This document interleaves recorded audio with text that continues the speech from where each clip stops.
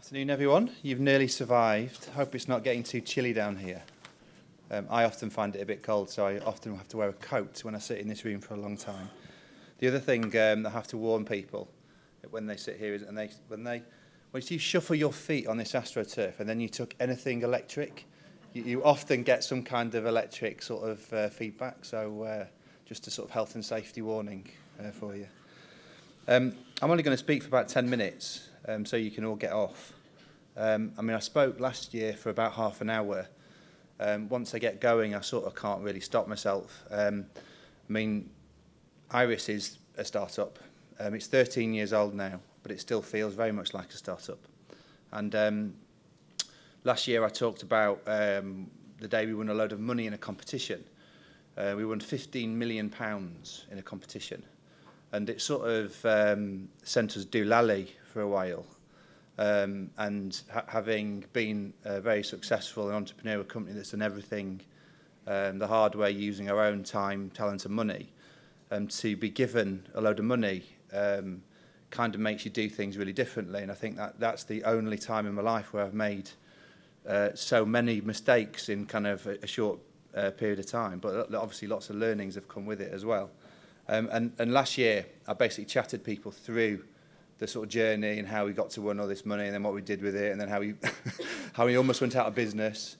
And I sort of used the session as sort of therapy, really, to get a lot of things off my chest. And I had to go at all the banks. And I had to go at everyone, actually, apart from myself. And then I sort of realised at the end that it was all being filmed and streamed. And I thought, oh, never mind, too late now. So I'm not going to do that today. I just want to sort of share with you just a couple of things really that might be helpful. Hopefully this will work. So I mean, the thing around being a startup, I think it's a sort of calling. It's sort of like who you are. I don't think it's really something that you can kind of choose to do. I sort of interview people every now and again who are looking for jobs. And they say, oh, yeah, I've had this career and I'm doing this and I'm illustrious and I'm running this company and I'm whatever. And I fancy doing something a bit more entrepreneurial. And I just sort of know straight away that they're not right for Iris when they say that. I think it's a real calling. I think it chooses you. I think it's an all-in thing. You know, you can't. It's one of those things where it's about commitment. It's about who you are. And I think that's quite telling, really, because if let's say Iris doesn't work out, for me, and I have to go and find a job, that's going to be a nightmare. I just cannot work for someone now, and I sort of realise that is a part and parcel of being an entrepreneur, and that I am at my least effective, least motivated, least happy when someone's sort of telling me what to do. I don't know, there's something weird about me, I think, but I think it's at that point that you know that you're an entrepreneur and you have to do this, is when you realise that within yourself, and it isn't for everyone. And that's okay as well. I think the whole theme is so attractive for us, and this is the second year that us as the MAA have partnered with StartUp Britain. I don't know about you, but there's an awful lot of talk, isn't there, about being entrepreneurial and everyone's got to go and do a startup and everything, and there's just not enough being done, I think, even now. I mean, it's good to hear all the government talking these now around forcing banks to give money to people, and that's just, in my experience, that only just now is that starting to happen, but I still don't think enough is being done, both in terms of enabling and facilitating startups, also about being responsible as well, about how the financial institutions work with startups. I mean, going back to my own example, it was HBOS that gave us all that money, and you know, it's very easy for me to blame them and everything, but that there wasn't much responsibility that came with it. There was certainly no advice. It was very much around, let's just give them as much as they'll take, and of course you've got to pay it back at some point, either using equity or using money. And you know, once you borrowed some money and they start changing the terms of that, and that does happen, you know, it can cause a lot of stress for yourself.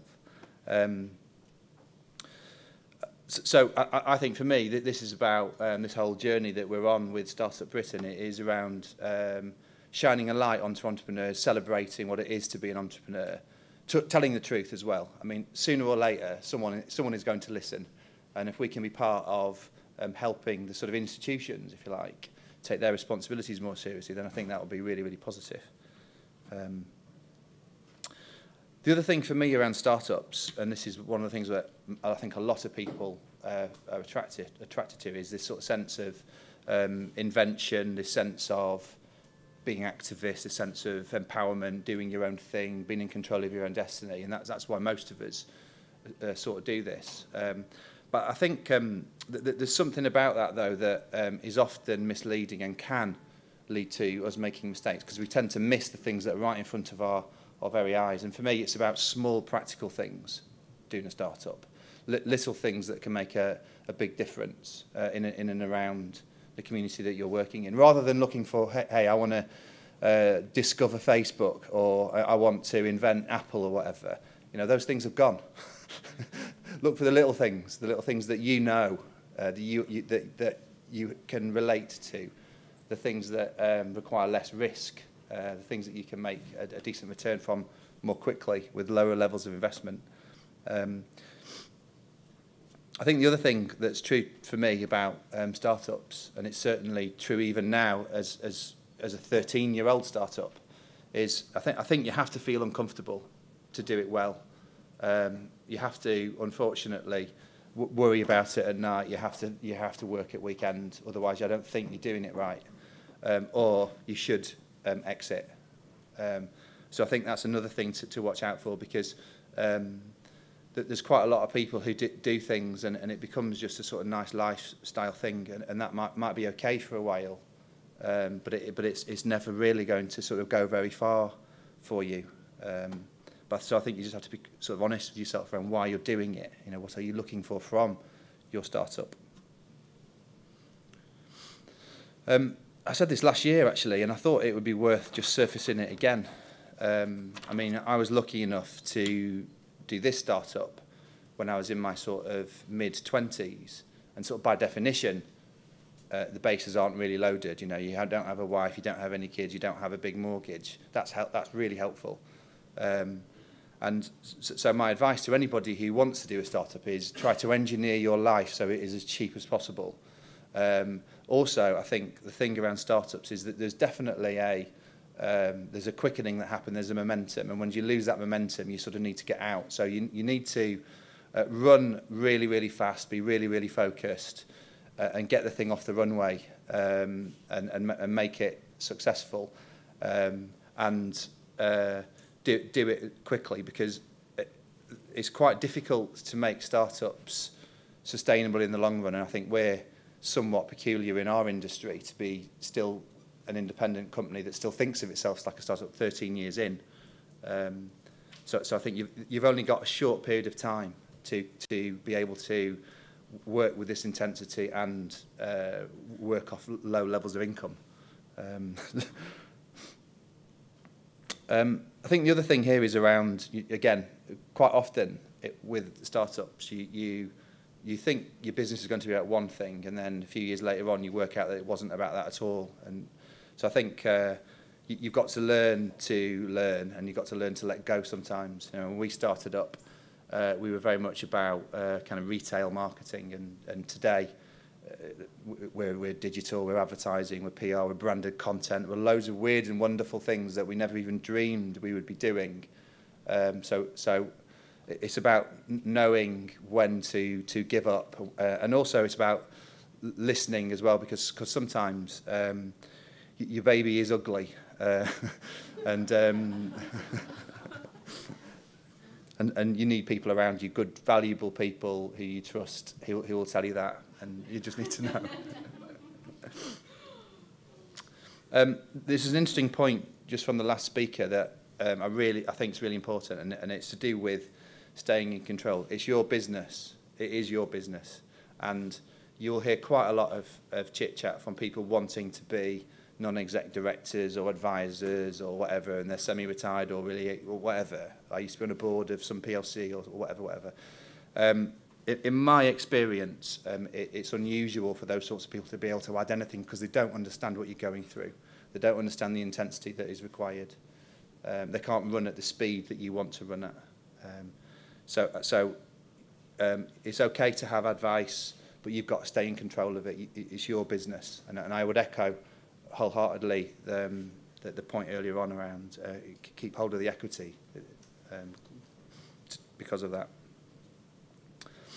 I think my last point, this is quite a difficult one to explain.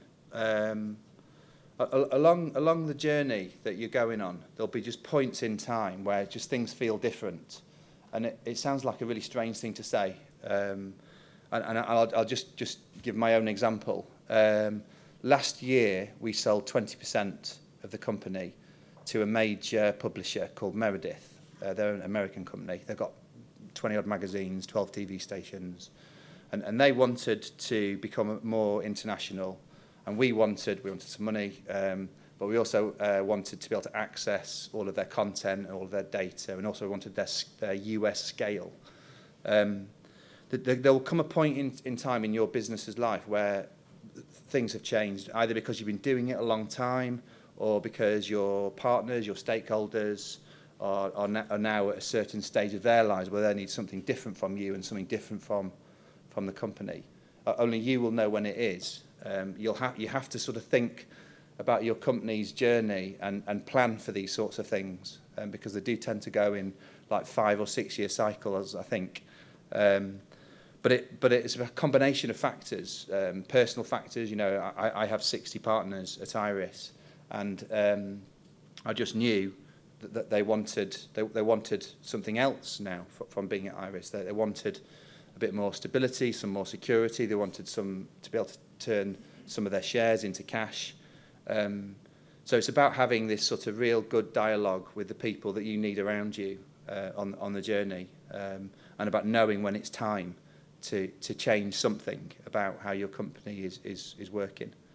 But also, I think, if you know yourself and why you're doing it, if you know your group of partners and why they're doing it, not only will you more accurately predict when that point of time is, you will also be able to know what sort of partner is going to be right for you. Because we were very clear when we partnered with Meredith in that we didn't want anybody fiddling around, or we didn't want to feel like we were being oppressed by one of the big agency networks. You know, we wanted someone who just let us be ourselves and valued us for who we were and saw us as an important part of their future. So that was kind of, you know, why we engaged in that. They were the things I just wanted to share with you today, because I'm aware that 1 or 2 of you were in the session last year, so I didn't want to do a repeat version, and also for legal reasons, I didn't want to go in too heavy on the banks either. I mean, I don't know how much of the programme you guys are going to be engaging with over the next few days. I mean, I really do hope that you enjoy the programme. There are still some tickets left for the event at Sarchi's and also at 5x5. I think on the website you can still access those, and also you must definitely enter the competition as well, because I was lucky enough to work with Alison of Safe Tray this year, and hopefully she got something out of it. And I know that all my team thoroughly enjoyed working with startups, because, you know, this country definitely needs more startups, and certainly the country needs to be doing more to give startups more access. And also, I think I was moaning about this earlier on, more of a reward as well. You know, I think that, you know, the tax regime for startups isn't good enough. You know, I think that there should be more rewarding for given all the risks and hardship that many of us had to go through to make our businesses work. That was it. So thanks very much for listening, and I'm just going to hand over to Scott now, who's going to finish up the day.